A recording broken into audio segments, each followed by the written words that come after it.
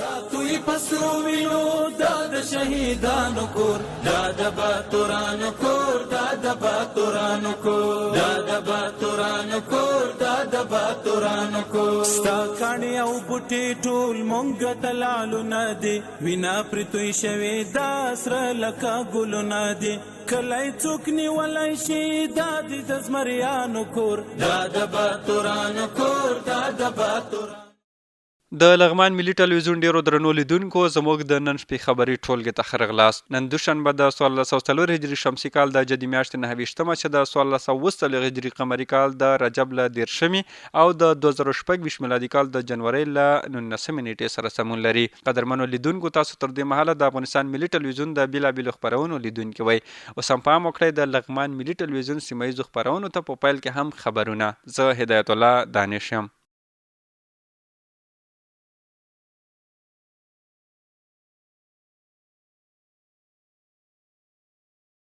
بسم الله الرحمن الرحیم. لغمان کې د عبدالله بن عمر رضی الله تعالی عنہ لومړی په لیوا 400 مجاهدینو ترمنځ د اطاعت اغیز رسالې د سیالۍ نتایج اعلان او د جوایزو ویش غونډه تر سره شوه. لغمان کې الصارم فکری او فرهنګي ادارې د یاد ولایت د اطلاعات او کلتور ریاست سره په همغږۍ د عبدالله بن عمر رضی الله تعالی عنہ لومړی په لیوا د 400 تنو مجاهدینو ترمنځ د سیالۍ پیل اعلان کړی.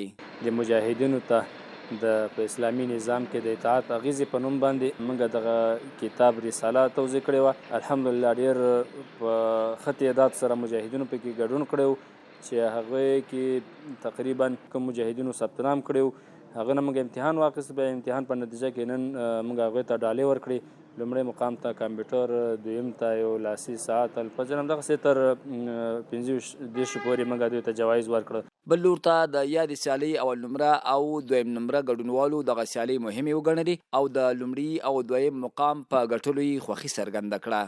د اطلاعات او فرهنګ ریاست له کارمندانو نه مننه کوو چې دغسې یو برنامه یې په لاره واچوله او د دوی لخوا چې کوم کتاب یا رساله چې مجاهدینو ته توضیح شوی و هغې کې موږ مطالعه وکړو او امتحان هم ورکړو. هغې کې ډېر ښایسته موضوعات د اطاعت په اړه لیکل شوي دي چې هغه موږ مطالعه کړه او امتحان موږ نه واخیستله او په هغې کې انشاءالله موږ ښایسته نمرې واخیستلې. د دې پروګرام ګټې دا دي چې موږ مخکې د اطاعت په اصولو پوره نه پوهېدو نو اوس نو پوره پوه شو او غوښتنې مو ترې دا دي چې په آینده کې د مجاهدینو تشویق دپاره داسې برنامې په لاره واچي. د یادونې وړ ده چې یادې ادارې تر دې وړاندې هم د لغمان په ملکي او نظامي ادارو کې ورته سیالۍ په لار اچولې وي. لغمان کې د 6 میلیونه افغانیو په ارزښت یو کانال د اساسي رغولو چارې پیل شوې. دغه کانال د لغمان ولایت مرکز اړوند سنګتودي سیمه کې د کلیو بیا رغونې او پراختیا ریاست تر چتر لاندې د UNDP په مالي لګښت د 6 میلیونه افغانیو په ارزښت جوړیږي چې چارې به یې د 3 میاشتو په موده کې بشپړې شي.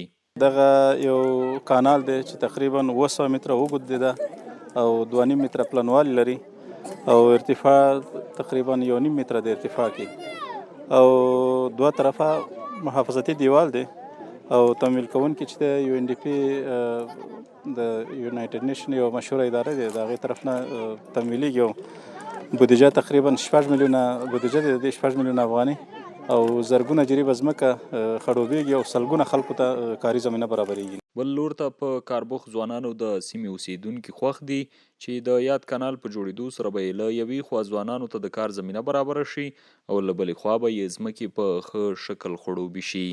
ډېر موږ ته خوشحاله تقریبا 4,000 جریبه ځمکه ته خړوبه کېږي. پخوا داسې مشکلات سره چې لږ زره د اوبه باران به کېده د هغه سیند علیخیلو خوړ نه به اوبه رالده. دلته د موږ منطقه به ټول د ثور او حمل میاشت کې به ټول اوبو لاندې وو. اوس فضل د خدای د پروژه چې موږ ته راغلی انشاءالله په ده سره د موږ د پټیو مشکل حلیږي. نو موږ د اسلامي امارت څخه ډېره مننه کوو چې دغه پروژه دلته موږ ته راوستله او موږ په کار باندې مصروف سلو. پخوا بیکاري وه، موږ به نورو وطنونو ته تللو کار ته، اوس دلته خپل په کلي کې خپل په کور کې نږدې دلته سره کار یو. ورته وخت کې بیا د تطبیق کوونکي موسسې ساختماني شرکت مسؤل ولسونو ته د کار د کیفیت ډاډ ورکوي. منګه د انکشاف اتحاد ریاست همدارنګه NDP او همدارنګه درنو ولسونو ته دا ډاډ او اطمینان ورکوو چې موږ به دغه پروژه په ښه شکل سره کوم چې قرارداد شوی دی د هغې مطابق مخ ته وړو او د کیفیت په اساس باندې ټولو خلکو ته ډاډ او اطمینان ورکوو چې انشاءالله د کیفیت په اساس به زموږ پروژه داسې یو پروژه وي چې لغمان کې به د دې پروژو ساری نه وي. د یادونې د چې څه موده وړاندې د دې ولایت د 2 ناحیې اړوند د قبایلو ریاست مخې ته هم د مهترلام ښاروالۍ له لوري د یو کانال د جوړېدو چارې پیل شوې وي. لغمان کې د نرخونو او وزنونو د کنټرول لپاره کمیسیون ترسره شو. په مهترلام ښار کې د نرخونو او وزنونو د کنټرول، احتکار او تاریخ تیر شویو توکو د مخنیوي په اړه د لغمان ولایت صنعت او سوداګرۍ ریاست لخوا کمیسیون ترسره شو. یاد کمیسیون چې مشري د صنعت او سوداګرۍ رئیس مولوي سلامت خان بلال کوله، په مهترلام ښار کې د ټولو خوراکي توکو، هوټلونو، قصابان، وچو او تازه میوو او نانوایانو د دکانونو پلټنه وکړه. د کمیسیون مسؤلینو هټیوالو ته سپارښتنه وکړه چې د خوراکي او غیر خوراکي توکو په پلورلو کې له انصاف څخه کار واخلي او د لوړ نرخونو او کم وزنونو څخه ډډه وکړي. د دې سربیره له تاریخ تیر شوي او بې کیفیته توکو د پلټنې پر مهال هیڅ تاریخ تیر توکي ونه موندل شول. همداراز د کمیسیون مسؤلینو وویل هر هغه څوک چې په راتلونکي کې د ټاکلي نرخ پاڼې څخه په لوړ قیمت یا تاریخ تیر توکي وپلوري د اسلامي امارت د اصولو سره سم د قانوني چلند سره مخ کیږي. د لغمان ملي ټلویزیون ډیرو درنو لیدونکو دا و زموږ د نن شپې خبري ټولګه له ملتیا او پاملرنې مو نړۍ مننه. تر بیا ښې چارې.